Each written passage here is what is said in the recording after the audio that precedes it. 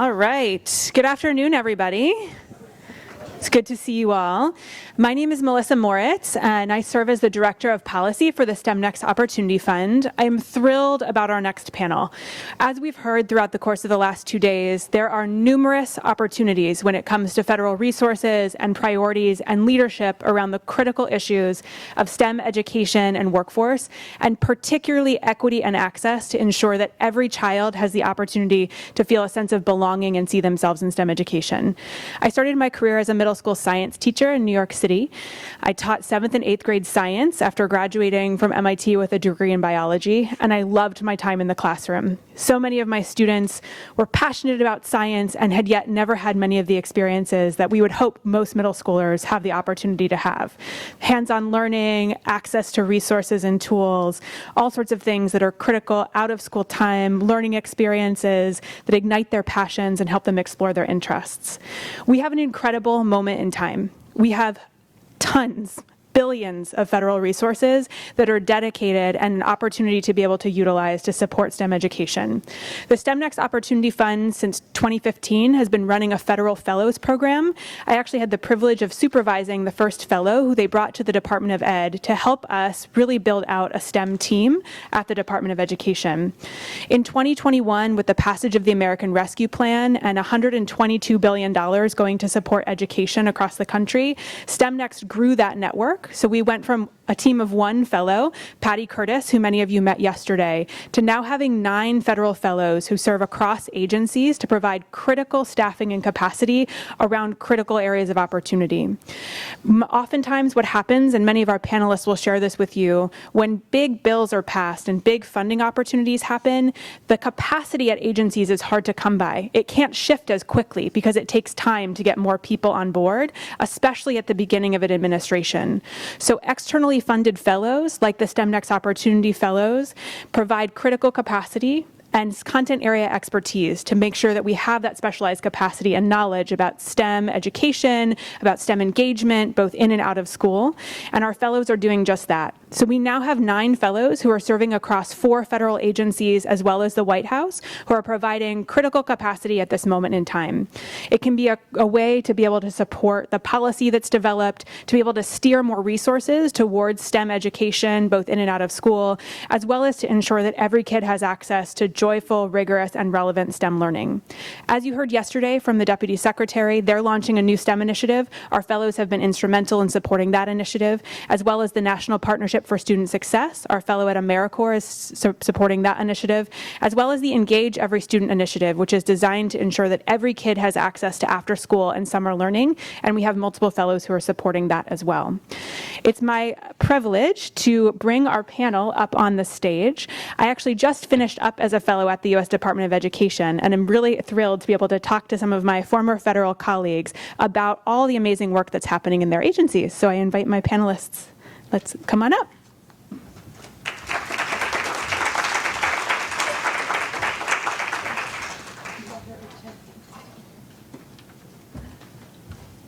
I think, do these just come up? What? Look at that. Great. Thank you all for joining us and being with us today. I'd love to just go down the line and just do a quick set of introductions so everyone has a sense of the depth and breadth of the expertise on this panel. Lucy, can we start with you? Sure. Hi, everyone. Is this on? Okay. My name is Lucy Moore. I'm a special policy advisor at NTIA, the National Telecommunications and Information Administration, at the Department of Commerce, and I'm specifically focused on workforce development there. Hi, is this working too? Yeah. Hi, I'm Kris Brown. I'm Deputy Associate Administrator for STEM Engagement at NASA, and I lead an organization and an agency-wide team in creating opportunities that serve institutions and students and educators. Hi, I am Pinge. I'm the Director of Office of Workforce Development for Teachers and Scientists under the Office of Science in the U.S. Department of Energy. My office supports undergraduate internships, graduate thesis research, visiting faculty appointments at all 17 DOE national laboratories. I left some materials on the table at the door. I hope interest of you. And it's a privilege to be able to speak to you and with the colleagues from federal agencies today. Thank you. Good afternoon. My name is Cal Kalavacharla, and I serve as a Deputy Director at the USDA's National Institute for Food and Agriculture. I've spent more than 18 years in academia as a faculty member and as an administrator, and then moved to USDA, where we were writing all these grants to. I bring greetings on behalf of Dr. Dionne Toombs, who could not be here today, but thank you for the welcome and appreciate it. Thank you, and thank you all for being here. As you can see, we have a wide range of expertise on our panel today. It is hard to open the newspaper or a magazine. I know many people are jumping on flights later, watching TV, seeing the news headlines, and not see something about learning loss or how far behind our children are, or some sort of reminder about how much we have lost, not just in terms of academics, but in terms of family members, in terms of a sense of normalcy, in terms of a sense of routine over the course of the last couple of years. And schools and out-of-school time programs are obviously on the forefront of working to be able to support our students in the full range of what they need right now. It is a tall order, and we know that students have many different needs, both inside and outside of the classroom. It gives me great hope that many of the resources and all the work that your agencies do are on the way to be able to support those many needs at a time when communities really are craving that kind of support. I'd love to talk a little bit about each of your agencies' priorities and what you're doing to support students, families, and communities across the country. Kris, I'd love to start with you with NASA. You obviously have a long history of supporting STEM education and STEM outreach and have been a leader in the federal government, particularly when it comes to STEM education and outreach. We'd love to hear a little bit about some of your most successful programs and maybe some common threads amongst those programs. Sure. Thanks, Melissa. So, can you hear me better now? Okay, great. So just a little bit of background on what we do at NASA with respect to student and educator and educational institution engagement. For those of you who aren't that familiar, I manage an organization where we have about 175 people across the agency, as well as a $137 million budget that we devote to NASA's role in engaging students and educators and educational institutions. And this is something, as Melissa said, is something that we have been doing as an agency since its infancy, 62 years ago, because it was formulated as a core part of NASA's mission to be able to do public engagement and outreach. And we do hold it very near and dear, and especially within the technical workforce. It's something that we all rally behind. So we have our 175 people in my organization, but then we have hundreds, thousands of others who are ready to carry the flag for what NASA does and to try to inspire and engage students. So it's really exciting for me to be part of all of that. We have a strategy that our office leads and guides the agency's work in. It is, in essence, we're really devoting this work to build the next generation workforce. And what can NASA do from the stance of where we sit as a federal agency and the work that we do and tied to our mission? What can we do to contribute to building that future diverse, skilled workforce that is needed to solve our future challenges as a nation? Most recently, in support of that strategy, we have established 3 focus areas that I wanted to very briefly share with you. The first one is broadening student participation. I think something that everyone here is pretty passionate about. Certainly I am. I'm an engineer. I'm a first-generation college student. Was first in my family to go to college.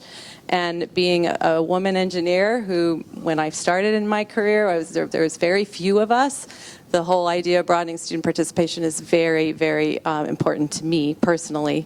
Secondly, we are focused on building partnerships and networks recognizing that NASA really cannot do this work and should not do it alone. And in order to magnify our investments and to increase the impact that we can have, we build public-private partnerships to do that work. And then finally, the third focus area is enhancing our work in K-12, because we know that we all collectively need to build a better foundation in this work to be able to reach, to have students be on STEM pathways so that then we can help sustain those students and support them on those STEM pathways. In terms of common threads, going back to your question, and in a sense the ingredients for our recipe for success, there's a few of those I thought I would share with you. First off is we do mission-driven engagement. So what is unique to NASA is really what we focus on. How do we use the NASA brand and the exciting work that we do to inspire and engage students? And it's funny, I'll just very briefly say that I have this thing that I usually share with people in that the NASA brand, for some reason right now, is really cool. So, right. So, I mean, it is really cool. We do really great things and really amazing things. But the brand itself is out there everywhere. And so if you look anywhere you travel, youth and kids and grown-ups are all wearing NASA gear. And so one thing that I like to hope to kind of mobilize people around is, can we translate that interest and curiosity into action? And so that's really what we do in terms of Mission Unique. The only couple other things that I would cover is that we are very purposeful in developing and deploying experiential activities for students to engage in. They will learn by doing, and being immersed in STEM activities that are fun is something that then leads to exploration of future activities. And then the third thing I want to share, which I think is very powerful, and we heard a lot of it today from various people, is that idea of building STEM identity by having students see NASA STEM people out there doing the incredible work that they do. It is so inspiring to students to be able to have, not just to see it, but actually to be able to connect to it in a way that is meaningful. So we try to create opportunities that get our people out there in engaging with students in a way so that the students can more readily see themselves. And of course, and we also heard this today, having them be able to see people who look like them and be able to envision, oh, I could have a future in STEM. So, and really what we're doing is across the board in a whole variety of things across our portfolio. And I'll probably get a chance to share a little bit about that as we move through the discussion. You're totally right. NASA is, I mean, a NASA shirt has made it onto my 5-year-old's Christmas list. So it's a case in point. For Ping, up next, we just talked a little bit about broadening participation. I know that you all see broadening participation and equity as critical to expanding American innovation, maintaining competitiveness, and really fostering many different important components of our country, our energy, environment, and national security. Can you tell us a little bit more about Department of Energy's Equity Action Plan? What's in there? What should we be following? And how will some of your efforts support historically marginalized communities? Yes, thank you. So I'm glad to have the opportunity to share with you our actions and initiatives at the Department of Energy. So due to the time, we do not have, the time to go through the details, but I would like to share 2 examples from DOE Office of Science in terms of how we have action plans, actually, action plans to advance the equity and DEIA. A little bit background of the federal agency I'm from, DOE Office of Science. Our mission is to keep the U.S. at forefront of discovery and to deliver cutting-edge technology and tools for research and innovation. So Kris talked about the inspiration of NASA, right? Energy is everyday life and security and safety. So we focus on sort of the different aspect of the everyday life and the society. And in addition to support research and development, DOE Office of Science have a suite of workforce development programs I described earlier, undergraduate internship, graduate thesis research, and visiting faculty appointments in a very broad range of research area relevant to DOE's energy, environmental, and nuclear security challenges.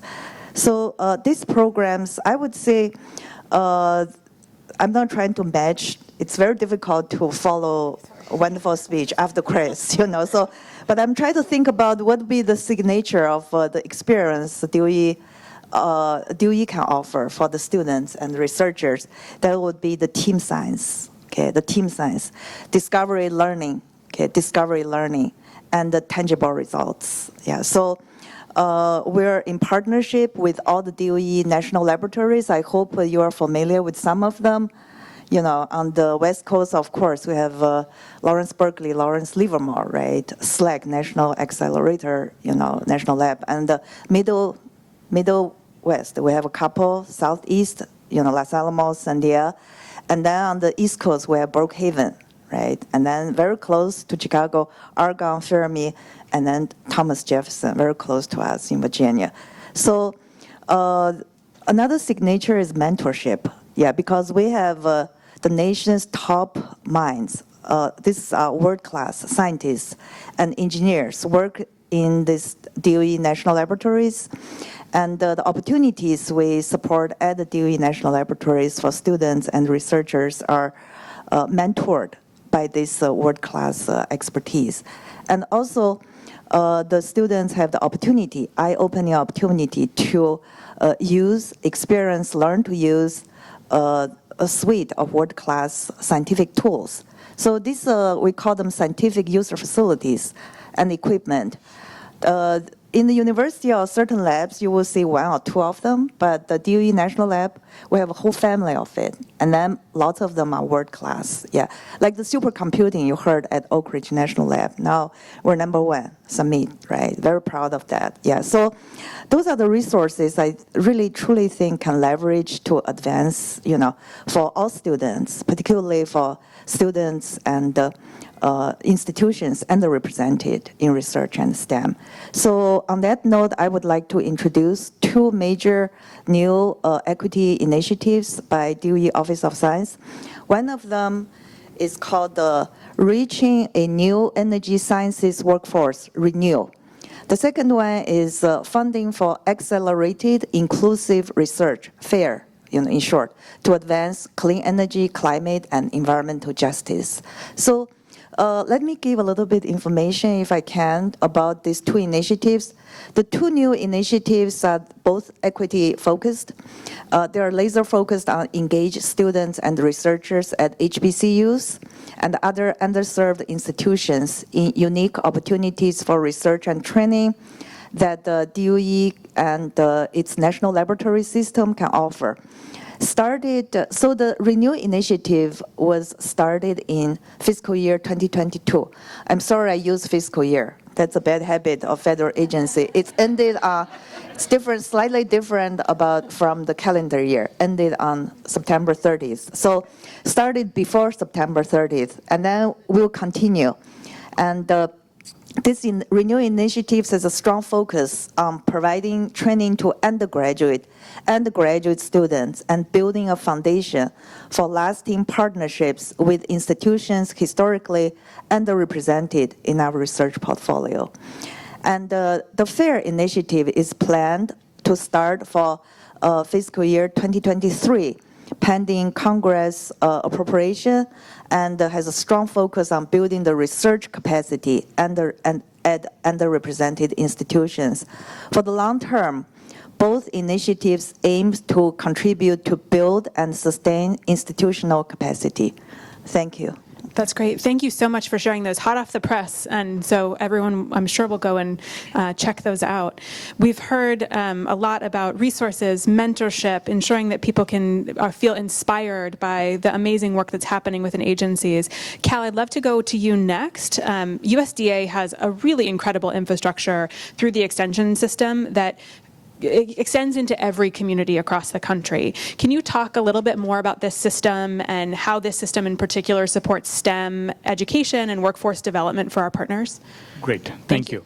So having been in academia for more than 18 years, I'm used to not really having notes and speaking off the cuff, but you have to remember that I'm a recent government employee, so I'm going to be following my paperwork here.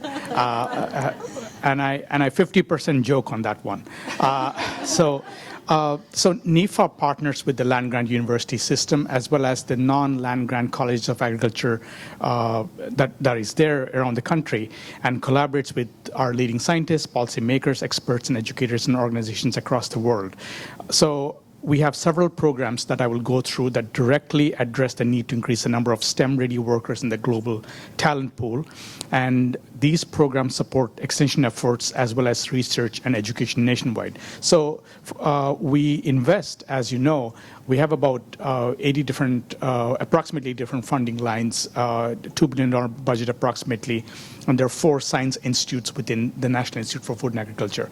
The institute that I serve in is called the Institute of Youth, Family, and Community, and we serve all of the K-12 undergraduate, graduate, and postdoctoral programs, as well as minority-serving institutions, which include the land-grant HBCUs, the tribal colleges and universities, Hispanic-serving institutions, as well as our Alaska Native, Native Hawaiian, and our institutions of higher education in our insular areas like Puerto Rico, Guam, Marshall Islands, etc.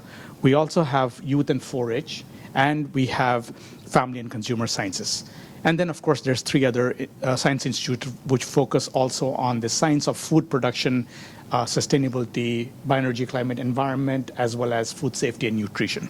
So we invest in extension to deliver knowledge gained through research and education in the broader food, agriculture, natural resources, and the human sciences, right? And having been in academia and having mentored and taught so many students, we know that in our systems, we have silos. So our goal, and especially since the request for applications that goes on to my bosses, goes finally through the institute through me, I've been sneaking in the words integration of research and extension, right? Because you bring in students and then we lose them.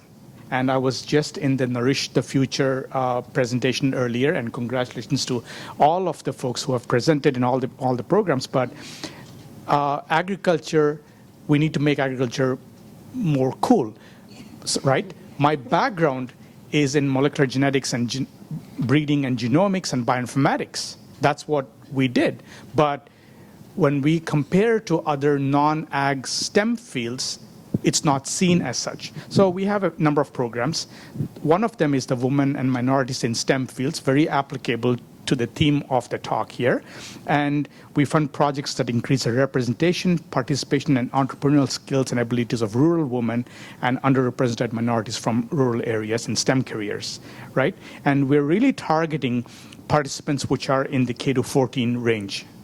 The next one is the Hispanic Serving Institutions Education Grants Program. I just got back day before yesterday from San Diego from the Hispanic Association of Colleges and Universities, 569 universities, or institutions, I should say. And our Deputy Secretary, USDA's Deputy Secretary, Secretary Bruno, announced on October 11th, just about a couple days ago, NIFA's investment of about $14 million in HSI institutions. We have through the Farm Bill, the scholarships for students at 890 institutions, which is again, I think we're in our second year, I would say, of recruitment, retention, mentoring, and training of undergraduate students. And we have our flagship program, which is the Agriculture and Food Research Initiative, which is a very highly competitive program for education and workforce development, and that's about 68 million in there.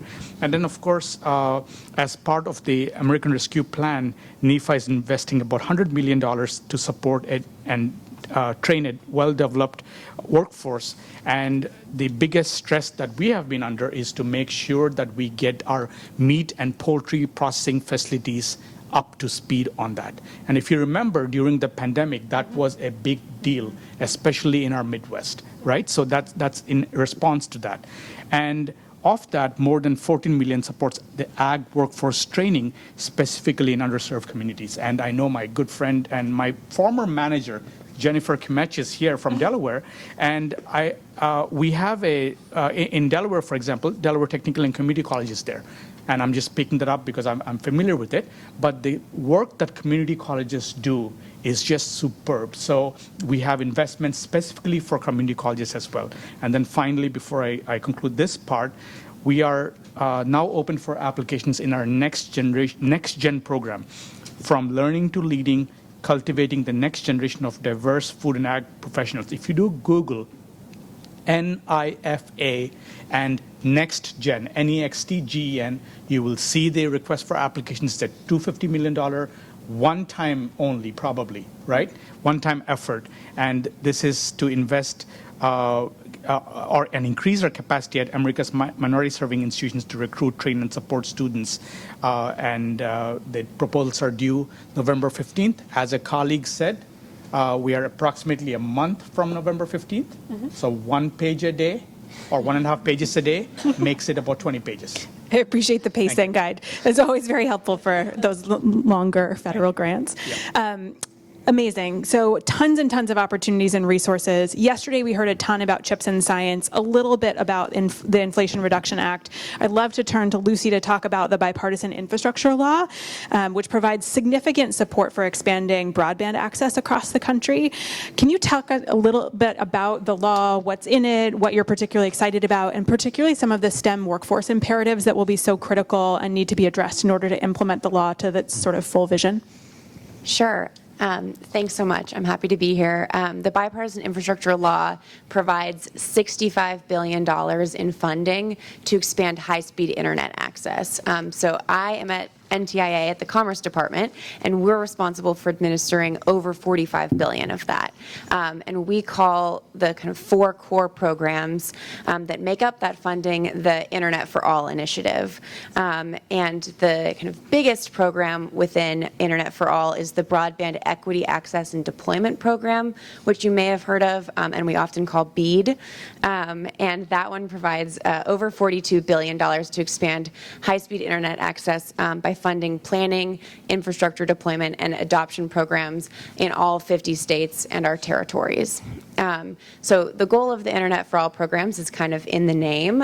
It's to connect everyone in America. And when we say everyone, we really mean everyone. There's a lot of kind of detailed analysis happening to target at the building level with high-speed, affordable internet to ensure that they have the digital skills and literacy to meaningfully access that and unlock the kind of economic, social, and health benefits of internet access.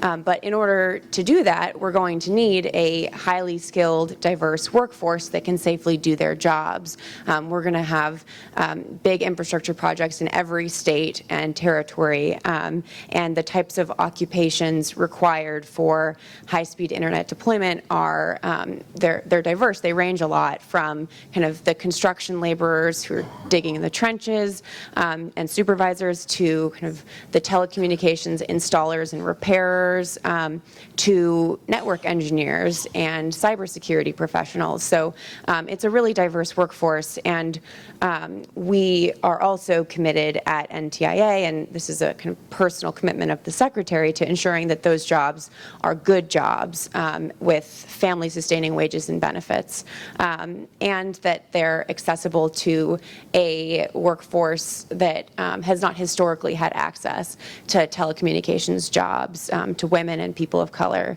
And I think a key part of that, which I think has come up, is that, you know, kids aren't hearing about telecommunications as a career pathway in high school or earlier, and so there's a little bit of that awareness issue, and so we're working with partners on that. Our notice of funding opportunity for the BEAD program requires every state and territory to describe their plan to create pathways and fill the thousands of jobs that will be created as a result of these infrastructure programs, with a particular focus on career pathways for women, for people of color, and other historically marginalized populations. So every state and territory is going to be working on that workforce plan. We really want organizations and folks on the ground to be involved in the development of those plans. And we also recently, this week, released a workforce planning guide, which is intended to offer technical assistance to states and territories on steps and activities to develop that plan. I also wanted to mention briefly, I've been talking about the workforce needs for this program, but there's also an incredible opportunity that comes with providing reliable, affordable, high-speed internet to everyone in America, and that is that, it opens up a lot of the opportunities available online, such as educational training programs, so that folks can upskill and progress further in their careers, the kind of job opportunities that they can find online, as well as telehealth and other resources that so many communities have been left out of in the digital divide. So the Digital Equity Act program, which is another one of our Internet for All programs, is aimed to ensure that all people and communities have the kind of skills, technology, and capacity needed to reap the full benefits of our digital economy. And we really think that the impact of these programs will outlast far beyond the kind of physical infrastructure deployment that I described.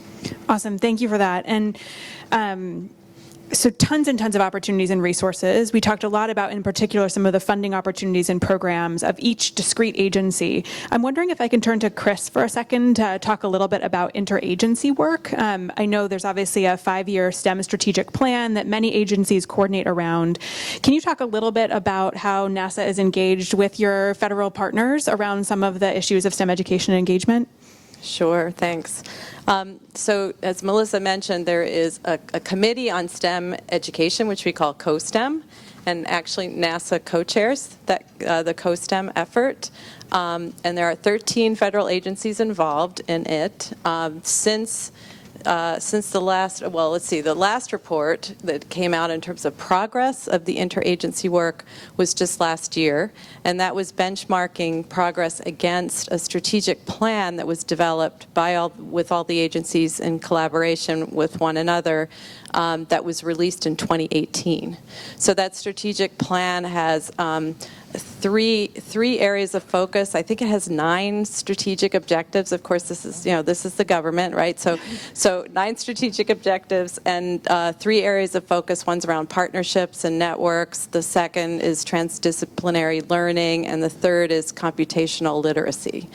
And if you feel free to go and look at that report.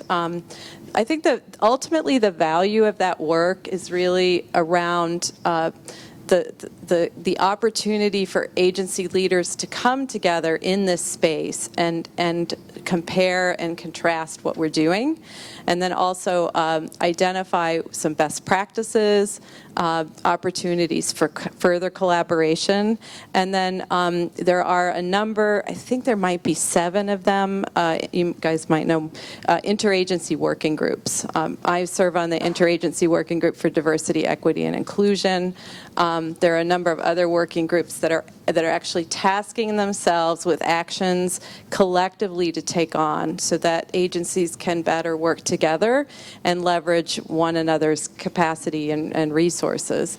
So again, the value of it is probably just this framework to work together.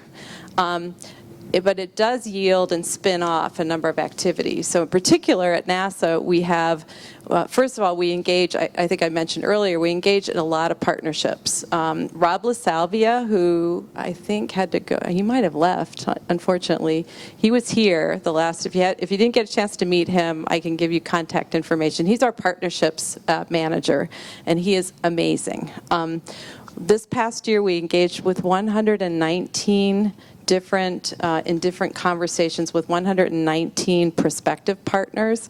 We have an open call for partnerships for public-private partnership activities, and we have currently over 30 active Space Act agreements, which is non-reimbursable legal agreements between NASA and the partner to conduct educational activities. We do that as well, back to CoSTEM, with with other federal agencies. So we have a partnership right now with NSF Includes, which is really promoting engineering, more diversity in engineering and capacity to do that. NASA has some particular things that we do there. We also have a partnership with USDA on moon trees, which is a really kind of fun student education initiative. And we've also been partnering with some other federal agencies, Department of Education included, where we're looking at discrete ways to leverage NASA's mission and work in tapping into existing networks. So for Department of Ed, we're tapped into their 21st century community learning centers, and we're, I think now in, I don't want to misquote, but I think it's 23 states where we are bringing NASA resources and student engagement opportunities into those centers to reach, again, broaden student participation, to reach underserved and underrepresented students in STEM. So I think there's a lot of possibility when we all work together. I think that, I think the value is probably more in the spin-off of how do we take what one agency is doing really well and connect it with something that another agency is doing to be able to perhaps better reach educators and students. I love the theme that I'm hearing about taking tools and resources and your unique missions and bringing them to communities, both in terms of your own agencies, but also with each other.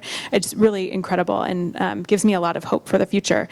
On that theme, what recommendations do each of you have for how our audience can engage with your agencies? Having come from the Department of Ed, I know navigating government websites can be a little challenging, federal grants can be a little challenging. What suggestions do you have for how this amazing group of industry leaders and education leaders and workforce experts, mentors, et cetera, can navigate the tools and resources that your agencies have to offer? Can we just go down the line? Sure. So I think because our grants, the biggest one I was talking about, the BEAD program, are formula grants to states and territories, my number one recommendation would be to get connected with state broadband offices and engage in their required local coordination and planning process. Like I said, they're developing workforce plans, and they have to work with stakeholders in the development of those. And so we have a list online on our website for every single state. You can click and find their POC on broadband. And we also have a federal program officer, someone who works at NTIA, who's responsible for every state and territory. And that list will soon be online as well. So I think when it comes to kind of engaging in the development of those plans, I would really recommend starting with the states. But if there are kind of national things folks are thinking about, our office is always kind of open to engaging with stakeholders as well. And I think the kind of last thing I'll say is that we really do care about diversifying the telecommunications workforce pipeline. That I think it's both the right thing to do and critical to our success. And so want to make sure that state broadband offices are aware of kind of local efforts and resources to that effect. So we have, in terms of your community being able to tap into what NASA does, first of all, we have a website where you can, it's a one-stop shop, stem.nasa.gov, so you can go there and explore what's available. We have in our Next Gen STEM project, which is devoted to K-12 and informal education, we have an annual solicitation under the auspices of Team 2. It's a very long, an acronym that I won't go into right now. And it's really for informal educational institutions, museums, science centers, to be able to apply to for competitively for collaborative agreements, funded collaborative agreements, to develop resources and opportunities for educators and students, as well as we have a new kind of an anchor program that we call the Community Anchors Awards, which I believe is still open, where we're looking to reach smaller science centers and museums and informal ed institutions, small regional, rural, who are focused or who can focus on broadening student participation. And those are smaller grants that go to those community anchors to be part of our larger NASA family. We also do grants to minority serving institutions in our MUREP project, the Minority University Research and Education Project. MUREP last year devoted on the order of $38 million in direct grants and student awards to MSIs, including HBCUs. There is a lot there to unpack. There's some new initiatives there with community colleges. I think, Cal, you mentioned that. And there's, I think, a lot of potential there. So we're really excited about some of the work that MUREP is doing, including some bridge projects from high school to community college to colleges. And then finally, we have Space Grant, which is in every state. We fund consortia in every state that are a consortia of universities, multiple universities. I think we now have around 2,000 consortia members and lead institutions in every state. And you could very readily tap into what they're doing, as well as access anything that we have online. So for DOE, I would recommend two sources. One is the Office of Science website. It's under the grants and funding. Yeah, it's called the FOA, FOA's, Funding Opportunity Announcement. Yeah, so this is our official channel. But I would encourage you actually to look at how to sign up. So connect with social media, Twitter, with Office of Science, DOE at DOE Science. Yeah, so you will get updates for all the news updates, funding announcement from there. And that's one. And then under the Office of Science website, there's a tab called Initiatives. Remember the two initiatives that aimed at the DEIA, the Renew and Fair? You can find Renew right there. Fair, due to we're still pending the congressional, appropriation, so that has not shown up yet. But now you know, so you can think about it. But Renew, you will find the detailed FOAs. The first round of FOA already released in May this year, calendar year. And then the next round of FOA will be released early next year. Yeah, so it's good time to look. Another source is reach out to DOE National Laboratories. Yeah, all of them. Yeah, so DOE National Laboratories have very public website. And then for STEM-related activities, search using keywords as STEM education. Okay, if that doesn't give you anything, input community, because of STEM education. So one of the strategic goals of all DOE National Laboratories is this being good steward of their region in terms of economic prosperity and workforce development. So that's one of their mission. So some of this STEM activity actually listed under the community, and then or directly input internship or graduate research, okay, or postdoc. So those are the keywords will lead you to the resources listed at their website. And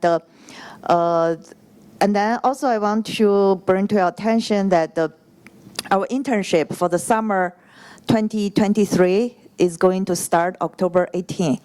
And my office will offering application assistance workshops. This is an effort we made to really bring our program to where the students are, where the educators are. Not say, okay, we welcome you to come to us. The bar is here, jump.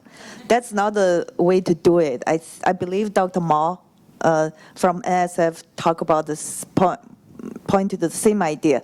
So we're offering, really reaching out to where our applicants will be, and then help them, to either get some idea about what the internship look like, what kind of things they should have, in preparation, and how to prepare a competitive application. So just want to bring to your attention, the application will start on October 18, and then the application assistant workshops will be offered starting from late October, November, all the way, the deadline is early January. Also, October 25th, we will have an internship fair. where 16 DOE national laboratories will have a booth there.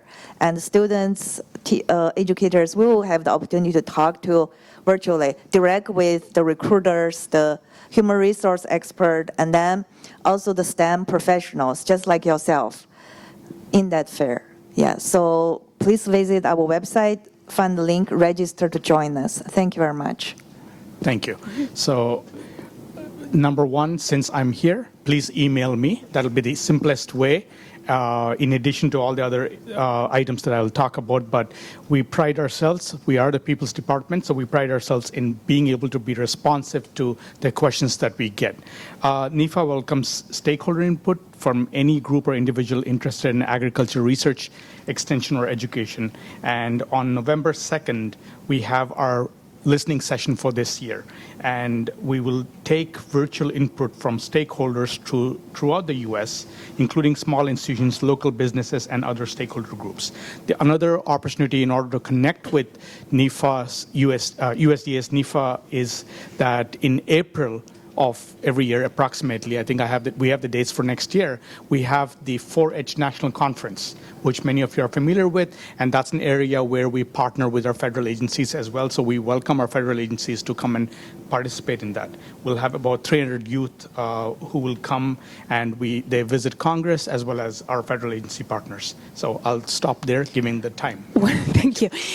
Yes, and unfortunately we don't have time for audience questions and answers, but I know that every single person on this panel, as well as the STEMnext Fellows, would be more than happy to have conversations with each and every one of you as you work to navigate the many different resources and opportunities that all of these individuals, their agencies, and collectively they have. I will just note that the sun came out during this panel because we have such a tall order in front of us around what we need to do to support our students, families, and communities to move from recovery into thriving. And each of these agencies are doing amazing work. And we often talk about the fact that people are policy, and the fact that each one of these individuals cares so deeply about broadening participation and expanding access and equity gives me great hope about what's possible at this moment in time. So thank you to each and every one of you for the work that you do, the people you are, and the wonderful agencies that you're coming from. And thank you to all of you for your continued work. It's been a pleasure to be with you today. Thank you. Thank you all. Thank you.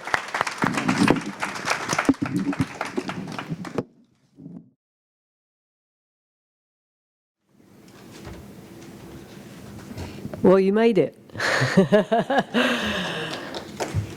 I think, from you belong in STEM, coming out of the gate hard and fast on Wednesday to that final panel, it feels like the quality of the speakers this year has been exceptional.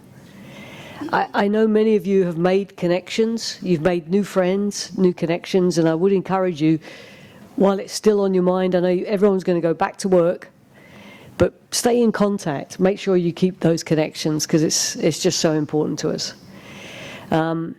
Big thank you to the STEMconnector staff, the STEMX staff who made this all possible.